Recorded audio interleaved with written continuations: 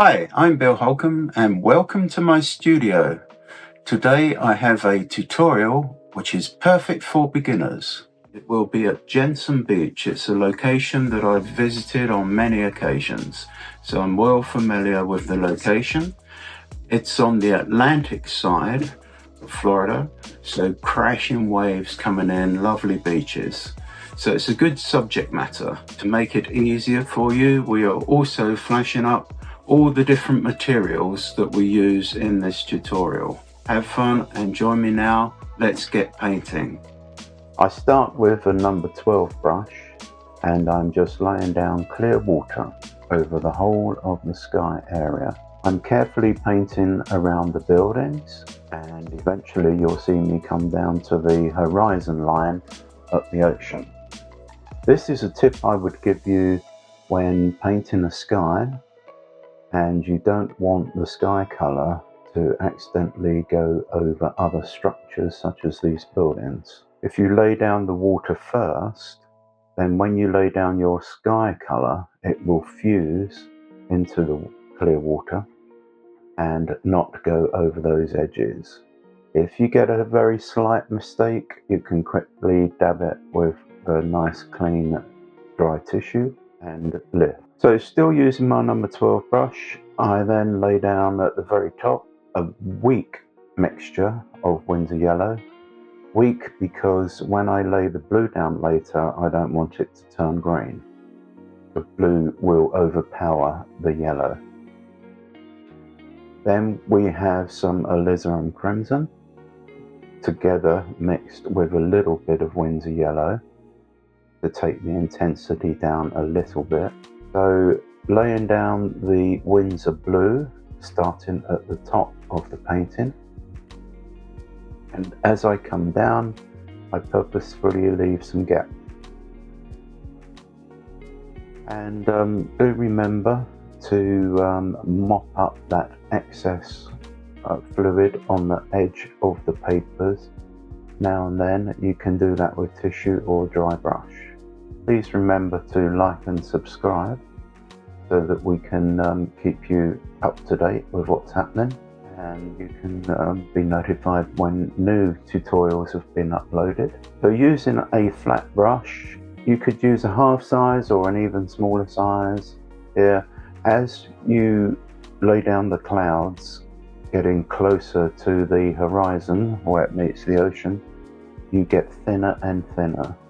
That is the case in reality. In the long distance, the clouds that you see would get thinner and much larger when closer. I'm not making it too complicated, and I'm purposefully laying them down horizontally, and that helps us achieve a feeling of distance. And then dry that off with a hairdryer. It will dry it light as always, and we have a nice smooth unfussy sky, because there will be a lot of detail on the beach, the ocean, the properties there, the condominiums, and the people fishing.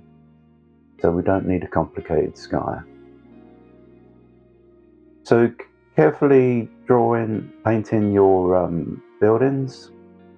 The near one is more colourful and more defined, and the others fade into the distance. Then you can do the grass bank and dunes. Lay down a mixture of Winsor Yellow and a tiny bit of the Sap Green if you wish. And then whilst that's wet, you can lay down even more of your green mixture. You could use something like a number 6 brush here, and you will find that these different makes of brushes, like a number 6 in one brand might be quite a large brush, and in another brand quite a small brush.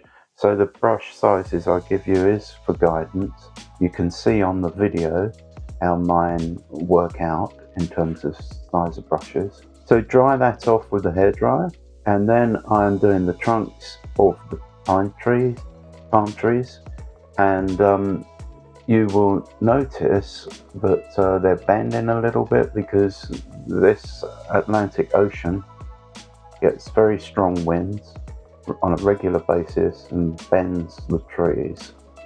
And because of those strong winds, often because of the storms over the years, they're battered and messed up here and there, and they're right on the beach, so it's not as if they're carefully cared for and trimmed, etc. So that's the reality.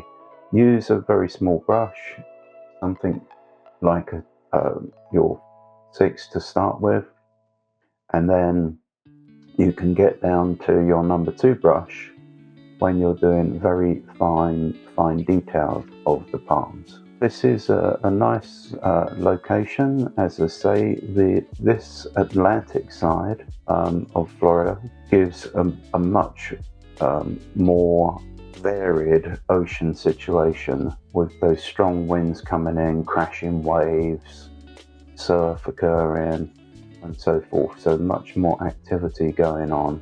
And you see the seagulls that I've drawn in pencil in the sky there. They're in different sort of shapes, positions, and some twisting one way, some another way, etc. The wings at different angles. That's also indicating the movement in the air that's taking place. This particular location is known as Turtle Reef on Jensen Beach, and it's known by that because the turtles do actually come up onto the sand, into the dunes areas, and lay their eggs. And so you'll often find that when that has happened, there are protected areas staked out so that they're not disturbed prior to hatching of the newborn turtles. And you can see here and there I'm using a smaller brush, and I'm using the side of the brush scraping technique. So not too much fluid on the brush, more pigment, less water. And then that enables me to keep it reasonably dry, so to speak, and scrape on to the underpainting that has been dried off, and giving a much more realistic feel to that bank with the grasses growing through. For ocean, I often recommend that you do use a flat brush for your horizontal lines. You can maintain much more control when doing so, as indicated at the moment. The more distant part of the ocean is one mass of colour, but as we get close to the shore and the breaking waves, then we can break that up, leave white areas, the white of the paper here and there, which will indicate the crashing waves and foam and so forth. And that's the English style of painting transparent watercolours, where we use the white of the paper for our white. Now, if necessary, you can drop down to a slightly smaller flat brush when you're getting closer to the sandy area, if you need to. If you don't, then just concentrate with the larger flat, using a corner of it, so slightly at an angle. Also scraping along a little bit to show foamy areas. And here and there you'll see me drop in a slightly darker version of the blue.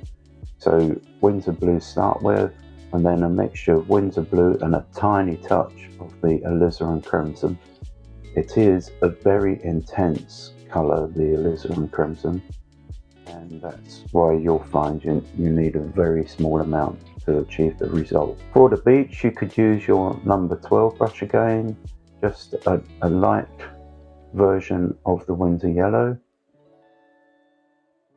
If you choose, because it's your painting, this is guiding you as to what you could achieve in terms of technique, but you can vary your colours accordingly. You may choose to add a little bit of other colour in the beach area, like yellow, ochre and so forth.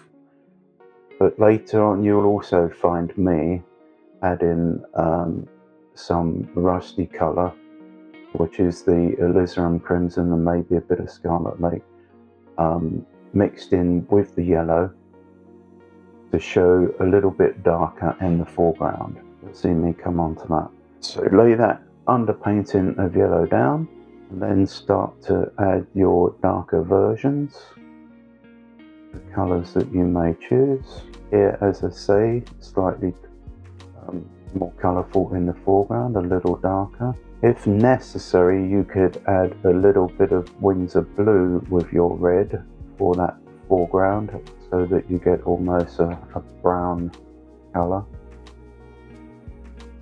And that will dry lighter, as always happens with the transparent watercolours. So it looks quite intense at the moment, but it will dry. And then whilst it's wet, you can do wet in wet with various seaweed that's washed up on the shorelines, and you often find that it goes in bands along the beach. So that is helpful to us because it leads us into the painting as well. So we start off closest to us as a thicker band, and then as it goes off into the distance, it fades and it gets thinner. So that helps lead us into the painting. And here and there, there'll be very dry and brownish sort of seaweed that's aged over time and stayed on the beach, as I'm indicating now. And here and there, you can use that scraping technique to add realism, break things up. And if necessary, where you have had guidelines of pencil here and there, once things are completely dry with your hairdryer, you might want to use your kneadable eraser and take off some of those pencil lines, your choice. Then I'm darkening up some of the ocean area now that it's completely dry, purposefully leaving little gaps here and there for interest, and also where the waves are crashing down, a little bit of darks here and there, so there's a nice contrast of the whiter and the darker areas. This is a very easy way of creating an ocean scene with the crashing waves. We have not had to be meticulous in detail. We've used the brushes in a certain way with a certain technique to achieve the end result. Then you can have a bit more fun with the fishermen casting into the ocean, because you can think about what colours you want for the clothing to make it interesting, and add in that bit of colour. Just drop down to your small brush. You know, you might want a number 2 or even smaller. And as I say, each brand does vary according to the thickness and the number that they say it is. But I've got a very small one with a very nice fine point. That's the most important thing for this sort of detail. You want that point as fine as possible. And as you see me occasionally, do have your tissue to hand so that you can take off any excess fluid, pigment, so that you don't lay down too much at once, because then if you lay down too much at once, you're losing control and it could run in different directions, especially when doing detail like this. And also you can dab occasionally if there's just too much there. It's just a little bit of indication of a little bit of colour reflection in the water there, but not too much, because it's an active scene with crashing waves, etc. So you wouldn't really get much of. And here we have a finished, nice, colourful, active painting. Thank you for watching, and we'll see you next time.